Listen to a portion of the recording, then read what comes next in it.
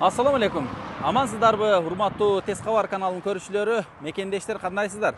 Биз бүгүн Чүй облусундагы Панфилов районуна келдик. Мына ушул Панфилов районунун центрине жакынкы жерден чоң жолдун боюнан сатыла турган өтө жакшы шарттагы үй бар экен.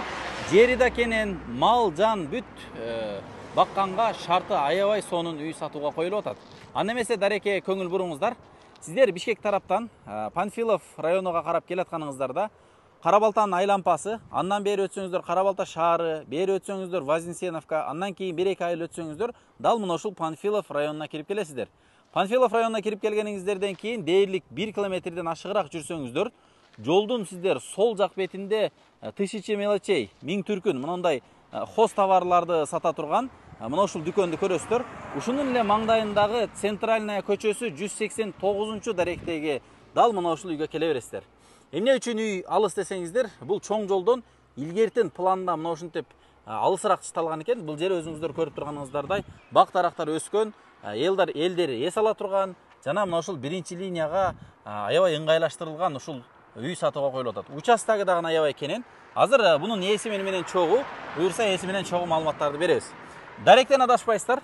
Мындан ары жүрсөңүздөр 1 километрден кийин Кайынды деген жазуу келет. Ал жерде поворот, ошол Кайындыга түшүп кете турган поворот. Бул Панфиловдон чыкканыңыздардан кийин дээрлик бир 4-5 километрден кийин Чалда бар, Чалдабардан ары Казакстандын посту болуп калат. Эгерде ушул чоң жолдун боюнан үй издеп жүргөн болсоңуздар, деги эле мына ушул Панфиловдон же болбосом бул жагы Карабалта, мына ушул үйдү көрүңүздөр, баасындагы ыңгайлуу сурап атат. Аны сиздерге буюрса видеонун жүрүшүндө бүт көрсөтүп, анан буюрса баасындан дагы маалымат беребиз. Ассаламу алейкум. Алейкум. Аке, кандай, жакшысызбы? Жакшы, рахмат. Бираз катуураак сүйлөйсүз, Иштериңиз жакшыбы? Жакшы, Кудайга шүгүр. Так, эми бул жагы түшүнүктүү. Жолго чейин бир топ эле орун бар экен, аке, бир 30-40 метрдейлик аралык. Биз эми үйгө барганча мен сиздерге суроолорду узата берейин, сиз суроолорго жооп берип турасыз. Так, бул сиздин үйүңүзгө кирип бара турган атайын жол экен, жол туталган экен. Үй канча сотик чыгат эми? Үй кызыл китеби боюнча 30 сотук, фактически 50 сотук. Фактически 50 сотук. Бул жерде сиздер үстүнөн да бесера көрүп койсоңуздар болот. Негизи чоң үй, жана жанында кичинекей времянкасы бар экен. Жалпы участоктун узуну канча азыр мына бул? Тетиги сарайлар тарапка чейин канча метр болуп калат? 123 метр. 123 метр. Туурасычы? Туурасы 24 метр. 24 метр. Эми сиздики китебиңиз боюнча мына ушул үйдөн башталат да эми жер, Ооба. Китептеги чертеж боюнча. Ооба. Демек бул жакта көрүп турганыңыздарда мынакей пешеходный тротуар бар экен. Бул жакта столбалар коюлган. Негизи бир топ эле мындай аябай жакшы айылдардын бири. Так, чоң үй бул. Бул канча чыгат чоң үй? Бул 10го 12. 10го 12. Демек бир 80 квадраттын тегерегинде бар экен анда. Жанында временка канча бөлмө? Бул 2 бөлмө. 2 бөлмө. Андан ары эмне деген курулуштар бар? Андан склад бар, сарай бар. Сарай канча гараж бар. Канча уйга же канча сарай, жылуу сарайы где-то бир 7-8 уйга, анан навес бар, навес 22 башка. И өсүмдүктөрдө эмнелер бар? Малина бар, бактарактар бар, алма, алмурут. Азыр сиздин документиңиз боюнча 30 сотук бул кызыл китепте, жалпы жериңиз 50 сотук, фактически.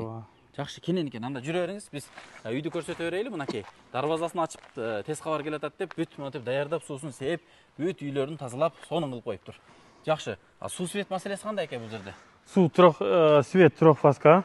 Свет трехфазка. Суу центральный канализация суу бар. И үйдүн ичинен да, эмеден да чыгат. Суу чыгат, суудан проблема жок. Жакшы. Биринчи чоң үйдү көрсөтүп чыга берели. Абалы жакшыбы үйдүн? Үйдүн абалы жакшы. Канча бөлмө бул жерде? Бул жерде 4 бөлмө. 4 бөлмө. Бисмилла деп кире берели. Мына прихожка экен бул жер. Прихожка менен 5 комната. Киргениңиздерде чоң зал. Бул жерде эми отту ушакта жагат экенсиздер, Кир машина. Сууда кирген дедиңиз үйгө. Суу кирген, Так, бул жактан эми үйгө кирип бара берет экенбиз. Бул прихожка болгон болсо, мына жери бул холл болуп калат экен. Мынакей холл. Ички ремонттор дагы бүт үстүн дагы байкап турасыздар. Начерный потолок. Бул жагында болсо бир бөлмө экен, бир жатакана, ата-энелердин уктоочу бөлмөсү, же болбосо жаш балдардын уктоочу бөлмөсү десек да болот. Паровой отопление эмне менен, көмүр мененби? Ооба, көмүр менен, ооба. Электричество менен дагы? Электричество менен да кылып койсо болот, ооба. Кылып койсо болот. Биз улаган эмес пока. Эшиктер дагы аябай кенен экен, көрдүңүздөрбү? 1 метрлик эшиктер окшойт. Ооба. Жакшы. Мындан кийин чоң зал, мынакей, коноктордун бөлмөсү. Бунда үстүнү натяжный потолок кылып, ремонттор жакшы экен, жаңы эле салдыңызбы? Ремонт жагын жасалды, ооба. Ремонттор жагын жасалган. Терезелерди пластик коюп коюш керек экен, болбосо жыгач 2 кабат. 2 кабаттуу жыгач экен. Үйдүн жылышы кандай кышында? Үйдүн жылышы өтө сонун. Өтө чоң. Бул тем более пышкан кыш, эски менен салынган. Чоң кыштан пышкан кыш менен жакшы. Кышкысын жылышыбыз жакшы. Ооба. Так, мындан ары өтсөк, бул жерде дагы бир бөлмө экен. Бул жерде дагы бир спальный, отельный уктоочу бөлмөсү экен. Үстү натяжной, дубалдары декор кылыпсыз, а? Ооба. Декор. Жакшы. Анаркы временкаңыз 2 бөлмө дедиңизби? 2 бөлмө аякта, ооба. Асты пол экен. Аякта, ооба, пол. Жакшы. Сонун. Кышкысын примерно канча көмүр кетет эми бир кышта? Биз быйыл 4 тоннача жактык, потому что быйыл өтө суук болгонуна себептүү. Быйыл негизи суук болду, а? Негизи эле суук болду. Так үйдүн ичи өтө жылуу болгон. Үйдүн ичи жылуу. Бул жерде чоң семья менен келип алып, мал, жан, дыйканчылык кыла бере турган жер экен, а? Мына сиздер үстүнөн дагы видеосун көрдүңүздөр. Бул бүткөндөн кийин нар жакта учу кыйры жок пойлалар бар экен. Аны дагы алып иштетсеңиздер болот. Бул жагында временка, мынакей.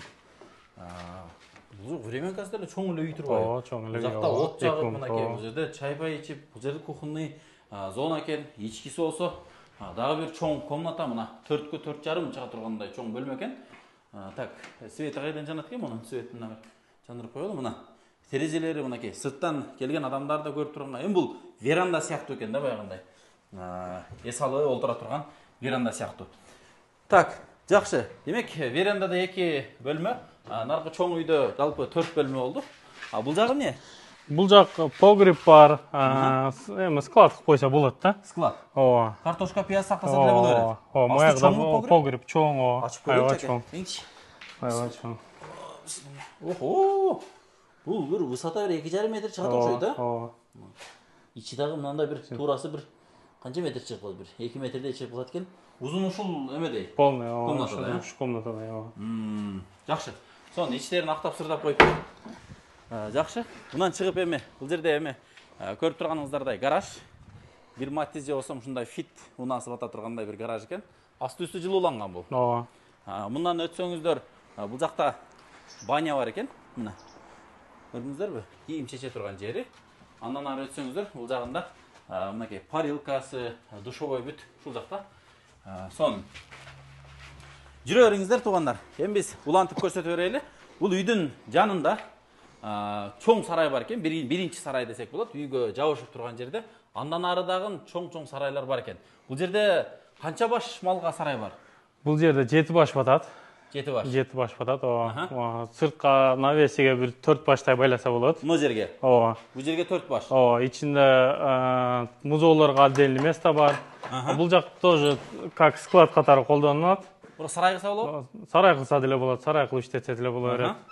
Сарай кылса деле болот. Так, бул жакта бул баягы уй байлаганга турбайбы? Ооба, уй байлаган, уй байлаган ушунда жай. Свет бул жакта жок экен, бирок силерге көрүнүп атат окшойт.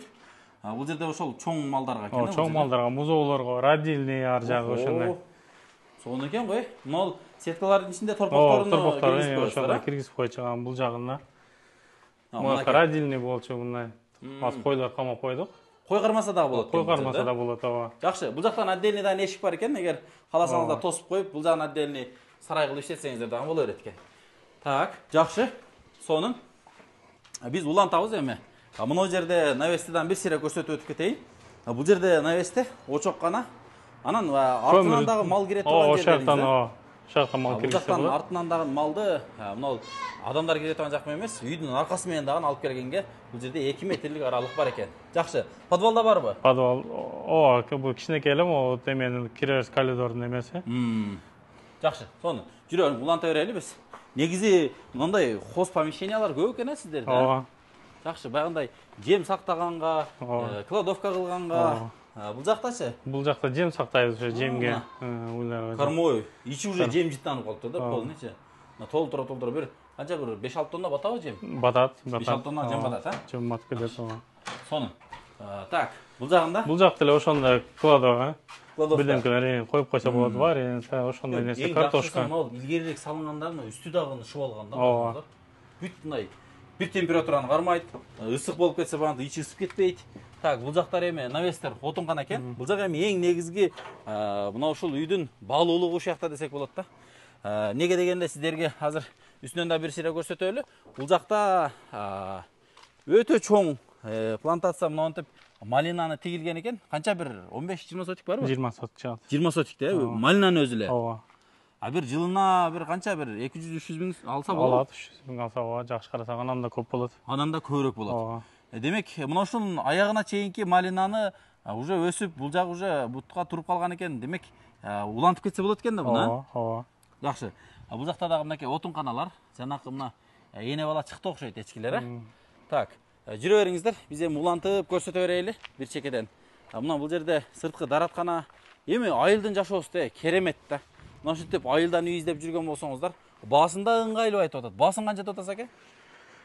42 миң деп атабыз. Берениңизчи, мына тез кабардан көрдүм. Шытыр санайм аке, канчага бересиз? Биз срочный кылып ушундай эме кылтабыз. Түшүрүп бересиз. Бир аз түшүрүп беребиз ооба. 42ден да түшүрүп бересиз. Ооба, бир аз түшүрүп беребиз ооба. Негизи бул жерде үйлөр ушунча кандай болот? Ушундай 50 сотик жер. Үйлөр bundan da кымбат болуп атат. 50 миң долларга чейин болуп атат. 50 миңге 50 чейин. миңге чейин ооба. Сиз бая токотер ооба. магазин басында айтып атат экенсиз да? Ооба, ошонтип эле. Так, мына жерден бүт мына малина башталып кетет экен. Бул жерде бир 5 сотиктей жер болсо, нар жагында дагы бир 20 сотиктей жер бар экен, а? Ооба. Бул жакта суу бар. Суу бар. Ооба. Суу кандай бул жерде? Суу ошо эме казылган, ошо менен скважина казылган, ошо менен мына могу жерде скважина бар. Скважинаңызды көрсөтүңүзчү. Мына баягы скважина бойдон эле калып калбай, ток тарткан экенсиз, бул жакка? Ооба, ток тартып. Таза суу, суугаруу суусучу? Суугаруу сууда ушундан иштетебиз. 35 метр казылган, ичкени да болот. Ооба, чоң. Чоң.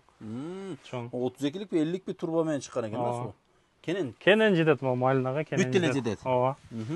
Кенен жетет. Малинаны тердиңиздер же бишелек бар? Малина быйылкысын терелекпиз. Терелексиздер, эми башталды. Эми башталды. Жакшы. Демек бул жакта малина жакшы болот экен да. Ооба. Жакшы. Сонун бул жакта музоолор байланып турат. Көрүп тургаңыздар да. Айылдын эмес зор дей карам, жем, кеч уйлар келет, бүт бир сыйра жем-пемни берип, бул жакта чөбүнү башкасын берип, мынакей. Охо, мына сарайды караңыздар, Бул канча узун турасы? Бул 25 метр узуну. Турасы 7 метр. Охо, канча бир 20 баш батабы? 20 баш батат, ооба. Смело бата 20 баш. Негизи канчага расчет кылгансыз? Өз ошо 20-22 башка эме кылганбыз, кененирээк кылып. Бул уйгабы же букагабы? Боло берет, разницасы жок. Кимисиге болсо деле иштетсе боло берет. Уй байласа деле, бука байласа деле. Тостун эмелери бар экен, күчөктөрү бар экен. Бүт мындай рамкаларды кылып коюп турбай, талашып тартышпай турган кылып, сууларды бул жерге куюлуп берет экен. Сиз малды мындай жайып эле багат окшойсуз. Ооба, бери кое берип эле коебуз, саан уйларды бош эле коюп, ушул жерде жүрүшө берет. Жакшы, бүт өзүңүз жасап чыктыңыз, коюп. Ооба, өзү жасап чыктык. Сарайдагы жаң экен, караңыздар. Бет жагын клёнка менен, бул жагын клёнка менен жапса, шамалдагын урбайт экен. Жакшы, сонун. Так, түзөтөбүз, улантабыз туугандар. Бул жакта навесте сеновал чөп кармайт окшойсуз, да? Чөп сактайсыздар. Ооба, бияка миңдей түк чөп батат. Буну бир аз оңдойбуз деп быйыл пока жээлекпиз. Баягы аварийный кичине бир аз теме болуп турганга биз ойлодук да чоңураак кылабыз депчи. Дагы улап, ооба, улап туруп бир 3 миң түккө кылабыз деп. Жакшы. Азырынча чөптөр бул жакта экен. Сонун. Суу мына шланган менен кетиптир бүт. Капельный бул жагы, полный. Жок, капельный эмес, буну менен эле шланга менен сугарабыз. Ряд-рядка тыштап коелу, тыштап коелу, сугарабыз. Аягына чыгабы ошол, а? Чыгат, ооба. Аягына чыгат. Судан проблема жок. Судан проблема жок. Сонун. Мына жериң жаман жакты да магачы. Караңыздар. Чөптөрдү койгон. Мына жерге да бир сарай салса, аябай салкын боло турган экен да. Бул жерге баягы малдарды байлап, ар жерде саалат го, айыл жердечи. Ушундай кылып иштесе сонун экен. Мунун бардыгы малина, аягына чейин. Ооба, аягына чейин малина. Охо, караңыздар, учу кыйры жок. Малина. Эми өзүңүздөр малинанын баасыны, бул бизнести угуп жүрсөңүздөр керек. Негизи азыр Кыргызстанда именно малина клубника тармагы, анын ичинде малина өтө катуу өнүгүүдө. Жакшы, сонун. Чек-араңыз ушул жака чейин келеби? Чек-ара ушул жака чейин келет, ооба. Аягы теттин поляга чейин чыгып кетеби? Азыр поляга чыгып кетет, ооба. Охо, чоң экен анда. Чоң экен. Бул эми почти полясы деле жанында эле экен да. Ооба. Бул жерде дыйканчылыкты да негип, кыскасы бизнеси менен чогултуп көрүп берет экенсиздер. Ооба. Ошондой. Бул эми малинанын көзүнү билген, бул жака дагы башка нерселерди отургузуп, клубникаларды жасайм деген, мал жан кылам деген адамга үй өлүп эле калат экен да. Сонун. Эмнеге сатып атасыз аке үйдү? Биз шаар жака өзүнүн Беловодскийде үйүбүз бар. Ошол жака көчсөкпү деп. Эки үй кылбай, бир үй кылбай, бир жерге кылайлы деп. Ошону чечтик. Жакшы. Түсүнүктүү. Бул жерде кошуналар ар кошкон элби? Ооба, ар кошкон эл. Кошуналар жакшы. Кошуналар өтө жакшы. Ынтымак бар. Ынтымак бар, ооба. Жакшы. Бул жерден чоң ок арык өткөн турбайбы? Ооба. Бул айылдын баягы полный Мурда суу келип турган экен, ооба, чоң суу болуп. Ушундай эме болгон экен. Демек, Теректер бар. Кызыл Китепте ошол жерге чейин келет. Ооба, ошол жерге келет. Бул жак 20 сотигини фактичный кошумча. Ооба. Жакшы, мына монтип бүт суу карып турат экен. Сизге жакын кылып көрсөтүп коеюн. Бүт жашылдандырып, бул поляга чейин жакшы эме кылып жашылдандырып карашат экен. Басыны $42,000 деп айттыңыз, а? Ооба. Калган эми сиздер телефон номерде эсин номерлер турат. Чалып байланышып көрүңүздөр, туугандар. Чалып, сүйлөшүп, соодалашып дегендей. Ар бир баягындай айтылган бага эле сатыла бербейт. Баягы аларман адам аздан баштайт дейт го, ошентип өзүңүздөр сурап, бул жердин дагы баасыны бир сыйра сүрүштүрүп көрүп, анан эме кылыңыздар. Бул жерде азыр 50 сотик жери, үйү, жайы, жемкана, сарай, навес, 22 бука же 22 уйга чоң сарайы менен кошо бүт $42,000 суралыптыр. Аябай жакшы. Панфилов шаарга бир канча 60-70 км чыгабы? Бишкекке чейин канча километр? Бишкекке чейин 70 чыгып калат го. 70 чыгып калат, а? Ооба. 1,5 сааттык жол да эми? Шашпай барганда. Ооба, шашпай барсаң ошондой. Эми мынанча мал, жан, тиричилик кылган адам шаарга деле барбаса керек. Ушул жерден эле үзүлбөй, ушул жерден эле агарып, көгөрүп, кандай дедиңиз? Туурабы? Ооба. Мон жерге малды, ушунча малды кылып, дыйканчылыкты кылса, ушул жерден эле тиричилик өтө берет да. Кандай дедиңиз? Эми туура эми шаар. Бирок баягы мал жан кылганга мындай жер аябай сонун ыңгайлуу да. Мына жагына да сарай салса болот экен, а? Ооба. Мына жагын эле полный эле сарай кылып таштап, бул жагында сиздерге бак жетишет экен. Ортодо полукарлик алмалардан көрүп турасыздар, а? Алмалар да бар экен, теректер бар экен, келечекте жетиле турган. Бул жерде бобик бар экен, мынакей бобик. Жакшы. Эми жыйынтыктайбыз туугандар. Жалпы 50 сотик жери менен мал, сарай, үй, временка, гаражы, банясы, кыскасы полный шарты менен ушул үй $42,000 сатылат. Жетишип калыңыздар, алып калыңыздар. Айтпадыңар, укпадык, көрбөдүк дебеңиздер. Алып, ушул жерде жакшынакай тиричилик өткөрүңүздөр. Мына навестин асты бүт мындай утепление болуптур, баягындай ысык өткөрбөй турган фольгаларга чейин коюлуптур. Ийгилик барыңыздарга.